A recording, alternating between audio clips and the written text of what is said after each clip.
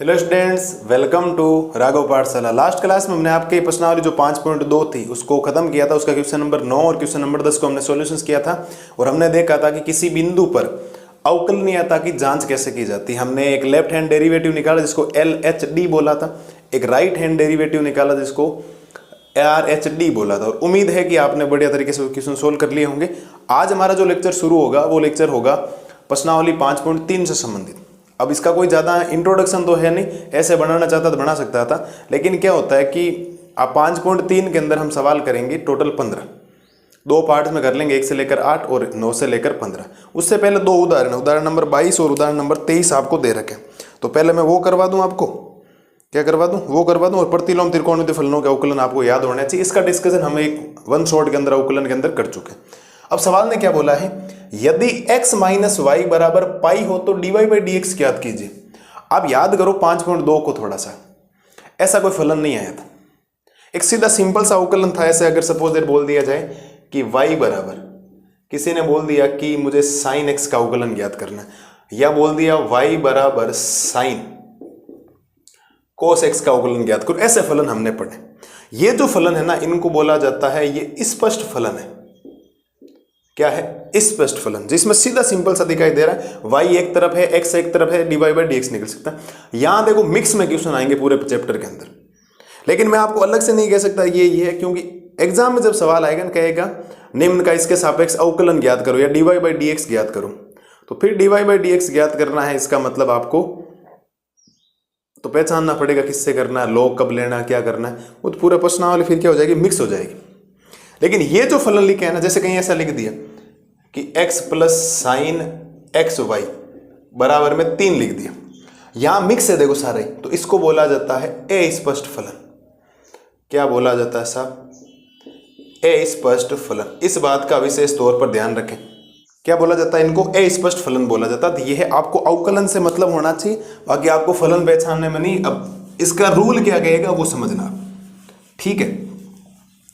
तो आपके पास एक फलन दिया गया, उस फलन को लिखते हैं। फलन है आपके पास x माइनस वाई बराबर आपको दे रखा है पाई। आपको dy बाई डी एक्स निकलना, मतलब y में परिवर्तन की दर निकालनी, किसके सापेक्ष? x के सापेक्ष। आप लिखेंगे दोनों पक्षों का, दोनों पक्षों छोड़ो, मैंने आपको लिखवा रखा। अवकलन तो वैसे भी दोनों पक्षों का ही होता है, आपको मैंने लाइन इंग्लिश में लिखवा रखी, आप उसको याद होना चाहिए आपको, है ना। आप लिखेंगे differentiate with respect to x के रेस्पेक्ट में क्या कर दो, अवकलन कर दो। बात ध्यान से सुनिएगा सर, x की रेस्पेक्ट में अवकलन कितना होता है? 1 माइनस y का अवकलन हो जाएगा dy बाई डी एक्स। जब भी आपको y दिखाई दे उसका अवकलन करना, चाहे फलन में कुछ भी हो, y का अवकलन वापस dy बाई डी एक्स आएगा, इस बात को ध्यान रखना। जब जब y दिखाई देगा उसका अवकलन होगा dy बाई डी एक्स। तो x का तो हो गया 1 माइनस y का हो गया dy बाई डी एक्स, और पाई पूरे के लिए अचर की वैल्यू है और अचर का अवकलन कितना होता है? 0। क्या आपको ये बात समझ में आई या नहीं आई? अवकलन नहीं करना है, बाकी पहले वाला ही काम है। x का अवकलन x के सापेक्ष 1, y का अवकलन x के सापेक्ष dy बाई डी एक्स। पाई अचर का काम कर रहा है और अचर जब जब कांस्टेंट आता है उसका अवकलन होता है 0। चलिए सर, क्या मैं यहां से ये कह सकता हूं कि ये माइनस का dy बाई डी एक्स है और ये प्लस का 1 है, इधर आएगा किसका हो जाएगा? माइनस का 1 हो जाएगा। बात समझ में आ गई? और मैं कह सकता हूं माइनस से माइनस हो जाएगा कैंसिल, यानी माइनस माइनस हो जाएगा प्लस, और dy बाई डी एक्स की जो इस सवाल के अंदर वैल्यू आएगी वो कितनी आएगी? आपके पास 1 आएगी सर। वो कितनी आएगी? 1। बोलो सर, मैं चाहूं तो इस सवाल को एक तरीके से और भी करवा सकता हूं, लेकिन आप उस तरीके में फंस जाओगे। बताता हूं क्यों। मैं चाहूं तो इस y को इधर भेज दूं और पाई को उधर भेज दूं, फिर अवकलन कर दूं, मैं इसको स्पष्ट फलन बना सकता हूं, लेकिन नहीं। हम आगे जितने भी सवाल करेंगे हम इसी फॉर्मेट से करेंगे। हमें बराबर से कोई मतलब नहीं, हमारा काम है मुझे क्या निकालना? dy by D x. तो dy बाई डी एक्स बराबर के इधर रखना, बाकी सब वैल्यू को इधर रखना। अगर बराबर में भी और dy बाई डी एक्स आ जाएगा तो हम dy बाई डी एक्स वाले टर्म्स को क्या लाएंगे? इधर की ओर लाएंगे और सबका पक्षानुपात अलग से कर देंगे। तो उम्मीद है कि एग्जाम्पल नंबर 22 ये आपके अस्पष्ट फलन होते हैं, जिसको इम्प्लिक्ट फंक्शंस बोला जाता है। इम्प्लिक्ट फंक्शंस का मतलब होता है कि अस्पष्ट फलन है, आपके पास स्पष्ट दिखाई नहीं दे रहा, क्या? या तो आप इसको स्पष्ट बनाओ, y की वैल्यू निकाल दो, ये आ जाएगी x माइनस पाई, फिर अवकलन करोगे तो y का dy by D x, x का 1 और पाई का 0, तो भी dy बाई डी एक्स बराबर 1 आएगा। वरना कोई जरूरत नहीं है differentiate with respect to x, x के सापेक्ष अवकलन करो, x का x के सापेक्ष अवकलन 1 होता है, माइनस की जगह मैंने माइनस लगाया, y का अवकलन x के सापेक्ष dy बाई dx होता है, ये हमने इंट्रोडक्शन में पढ़ रखा, और पाई इस पूरी x और y के लिए अचर का काम कर रहा है, मतलब 0। पक्की बात है। तो प्लस का एक इधर आया, माइनस का एक, माइनस माइनस हो गया प्लस, यानी dy बाई dx की वैल्यू कितनी आ गई 1। बोलिए सर, किसी बच्चे को कोई समस्या हो तो बोलो, धीरे धीरे एकदम आगे बढ़ रहे हैं और बढ़िया तरीके से आगे बढ़े हैं। अब भगवान जाने किताब वाले ने क्या किया मुझे पता नहीं, उसका किताब वाले का मैं नहीं बोलूंगा किताब वाले ने क्या किया, आप तो ये समझे। आगे बात समझ में? बिल्कुल सर, ये आपको आना चाहिए एग्जाम्पल नंबर 22 का सॉल्यूशंस। अगली स्लाइड में मैं आपको करवाता हूँ एग्जाम्पल नंबर 23, जो आज की क्लास का लास्ट एग्जाम्पल होने वाला है, क्योंकि हम कभी साथ में कुछ चीज़ें नहीं पढ़ रहे। मेरा एक ही हमेशा सिद्धांत रहा, मैं पहले आपको नोट समझा रहा हूँ, नोट्स के बाद हमेशा एग्जाम्पल करवा रहा हूँ, एग्जाम्पल के बाद क्वेश्चंस करवा रहा हूँ। मैं उस पैटर्न में सिलेबस जब तक एंड नहीं होगा, प्रोबेबिलिटी प्रायिकता जब तक हम नहीं करेंगे तब तक कोई चेंज नहीं, नो चेंज रहेगा उसमें। इस बात का विशेष तौर पर ध्यान रखें। तो उम्मीद है प्रत्येक लाल और लाली को एग्जाम्पल नंबर 22 ए स्पष्ट फलनों का अवकलन कैसे करते हैं आपको अवकलन करना आना चाहिए। ये ए स्पष्ट फलन है, स्पष्ट फलन है, प्राचल वाले संबंध वाले हैं, उससे कोई लेना देना। एग्जाम में सवाल आएगा, वो बोलेगा एक्स के सापेक्ष अवकलन ज्ञात कर रहा हूँ, तो आपको अवकलन ही ज्ञात करना। एक बार आप ये देखें, अगली स्लाइड में आपके लिए लेके आता हूँ एग्जाम्पल नंबर 23।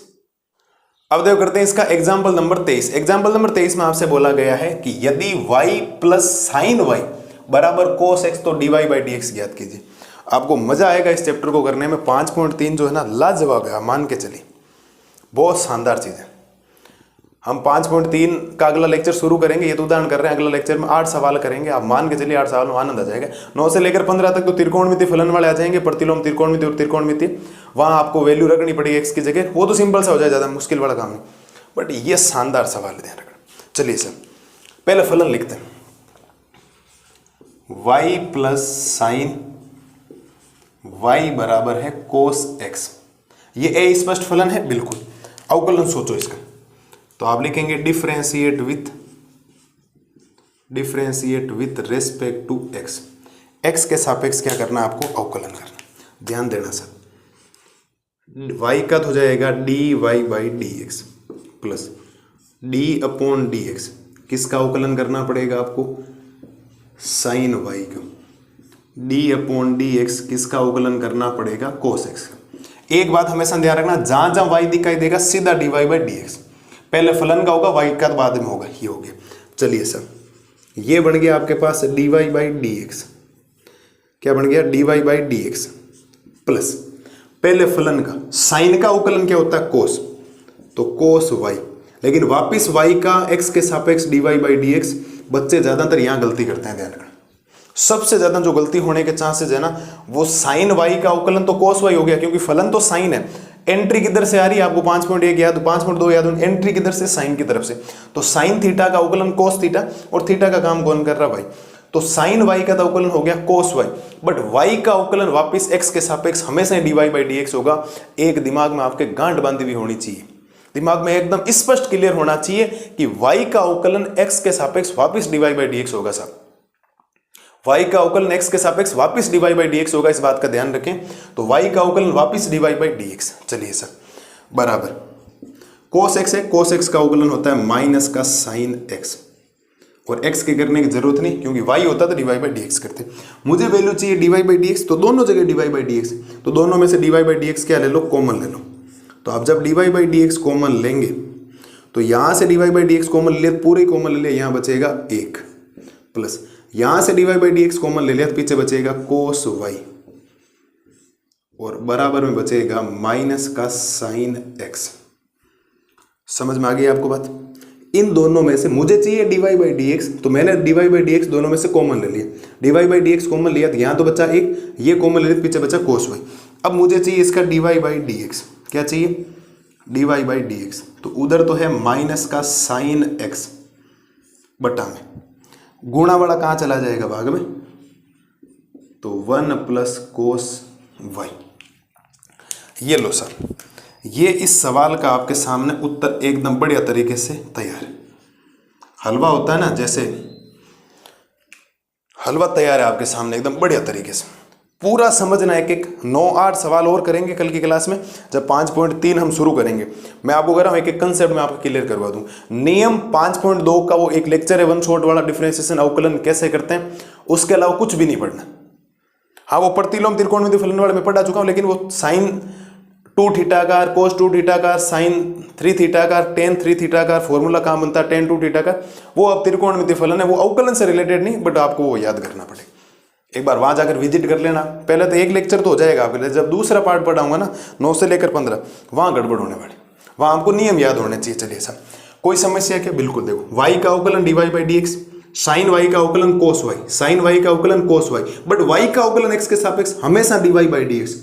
आपको ये याद होना चाहिए, y का अवकलन dy/dx, cos x का अवकलन माइनस साइन x। अब मुझे तो dy/dx चाहिए, तो दोनों जगह dy/dx होगा नहीं, कॉमन लिया, कॉमन लेती 1 + cos y बचा, गुणा वाला कहाँ आ गया भाग में। तो फाइनल जो इस पूरे सवाल का जो dy/dx आया वो आया माइनस का साइन x बटा 1 + cos y।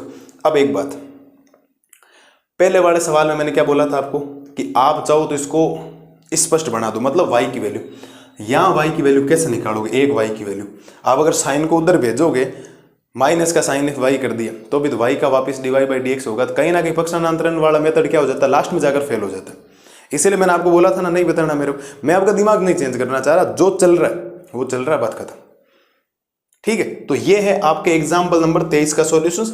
एकदम आपके बेसिक से शुरू किया, एकदम बेहतरीन तरीके से बताया। कल की क्लास में मिलते हैं प्रश्नावली 5.3 प्रश्न संख्या 1 से लेकर 8 तक, एक एक कंसेप्ट क्लियर हो जाएगा आपका, कोई डाउट नहीं रहेगा कि अस्पष्ट फलनों का एक्चुअल में अवकलन होता कैसे। ठीक है, मस्त रहिए, स्वस्थ रहिए। और आज की क्लास बिल्कुल छोटी सी बनी, एग्जाम्पल नंबर 22 और एग्जाम्पल नंबर 23।